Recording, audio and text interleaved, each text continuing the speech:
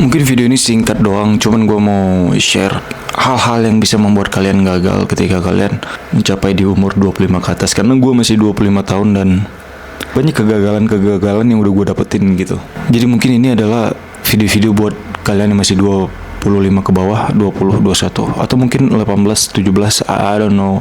Atau mungkin gak ada yang nonton video ini, atau video ini bakal ditonton 2 setelah 3 tahun pembuatannya. Cuman yang mau gue share adalah yang pertama, ketidakkonsistenan itu bakal membunuh lo cuy. Kenapa gue bilang konsisten ini adalah paling penting? Imagine man, dulu gue adalah orang yang sangat ambisius. Dulu gue adalah orang yang paling punya mimpi yang sangat-sangat besar. Gue selalu masuk di timingnya pas. Oke, pertama gue pernah buka cuci sepatu gitu karena gue pengen, dan itu bukan karena gue punya ambisi gue bakal pengen jadi tukang cuci sepatu untuk menyanyi shoes and care dokter. Tidak, no. Gue cuma buka itu karena gue nggak punya uang lagi. Jadi tapi waktu yang gue masuk itu adalah sangat pas di akhir 2023 atau 2024, yang dimana notabene di kota ini, yang di kota gue tinggalin sekarang itu belum banyak orang yang main di cuci sepatu gitu. Dan gue masuk di waktu yang pas, dan ya kalian bisa tebak sendiri akhirnya apa. Akhirnya gue gak jalanin lagi karena gue gak punya visi, karena gue gak punya mimpi, karena gue tidak konsisten. Nah setelah itu di akhir 2024, di awal 2025, tukang cuci sepatu sangat banyak di kota ini. Karena gue dari Medan dan gue pernah merasain enaknya Indomie becek, Indomie agem. Kalau kalian pernah nonton YouTube, banyak youtuber food vlogger itu pasti udah pernah nge-review lah. Kalau bahasa formalnya itu adalah mie Bangladesh gitu. 2019 gue udah pernah kepikiran tuh buka mie Bangladesh di kota ini, ya terutama di kota Malang. And then ya itu cuma mimpi, itu cuma hayalan, itu cuma angan-angan, imajinasi yang terlalu baik tanpa ada aksi. Itu bullshit. Dan akhirnya di akhir 2024 atau di awal 2025 dibukalah mie Bangladesh dan semua orang FOMO ke situ. Gue yakin penjualan mereka pasti nyampe puluhan juta per bulan. Dan gue cuma bisa menonton. Gue cuma bisa jadi orang, oh ternyata gini gue dulu itu sangat mahal. Tapi kenapa gak gue lakuin? Karena gue bukan orang yang konsisten. Jadi konsisten itu sangat mahal, sangat rare. Jadi buat kalian yang masih di umur 25 ke bawah, please apapun yang kalian lakukan harus konsisten cuy. Yang kedua adalah jangan pernah idealis sebelum perut kalian kenyang. Oke, gue mau share sesuatu. Dulu gue idealis di saat umur yang belum tepat. Di saat gue masih makan dari orang tua, tapi gue so idealis gitu. Dan hasilnya sekarang apa? Ya tai. Dulu gue keterima di UB, Universitas Brawijaya 2018. Jurusan Manajemen Sumber Daya Perairan. Dan ya orang tua gue bangga segala macam ya, walaupun sebenarnya gue pengennya dulu itu adalah menjadi sutradara film di IKJ cuy. Jadi pada akhirnya karena gue keterima di PTN dan teman-teman gue juga keterima di PTN, ya akhirnya gue masuk PTN cuy. Gue masuk PTN dan disitu gue belajar 1 semester di jurusan Manajemen Sumber Daya Perairan. Dan gue kira itu manajemen sumber daya perairan itu adalah 60%-nya manajemen, 40%-nya belajar perairan gitu.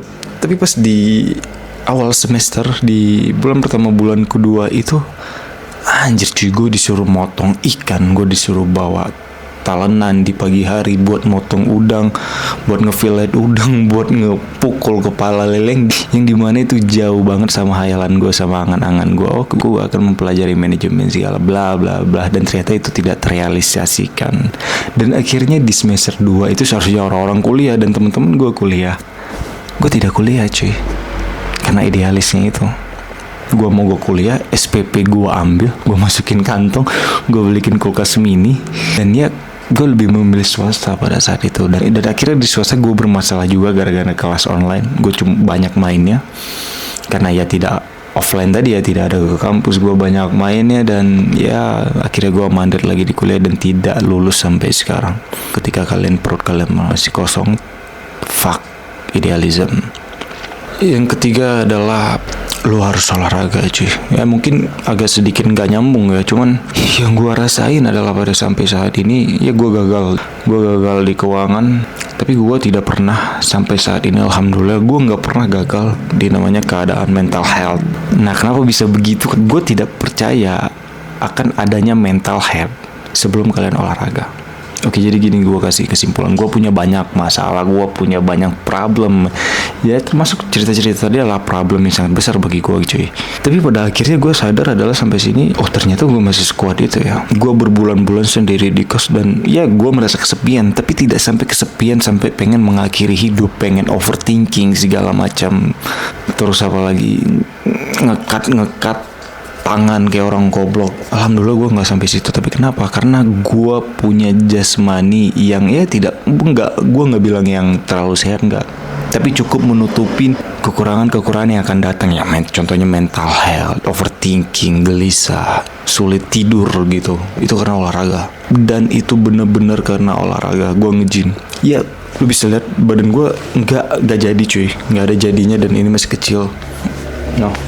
Nggak ada jadinya, belum jadi, nggak yang se-perfect itu, tapi gue selalu aktif. Paling kalau nggak nge-gym itu paling lama gue 3 bulan, tapi gue abis 3 bulan gue ngerasa kayak hidup ini udah hampa banget, nggak ada tujuan. Gue balik nge-gym lagi, otak lu jadi sehat cuy. Permasalahan orang-orang sekarang itu yang sering bilang mental health lah, kayak panik attack segala macam, tai kucing sebenarnya. Mereka nggak sadar, mereka nggak olahraga, mereka nggak makan bener, tidur mereka kacau, mabuk seminggu bisa 2-3 kali, dan mereka tiba-tiba mengatakan mental health.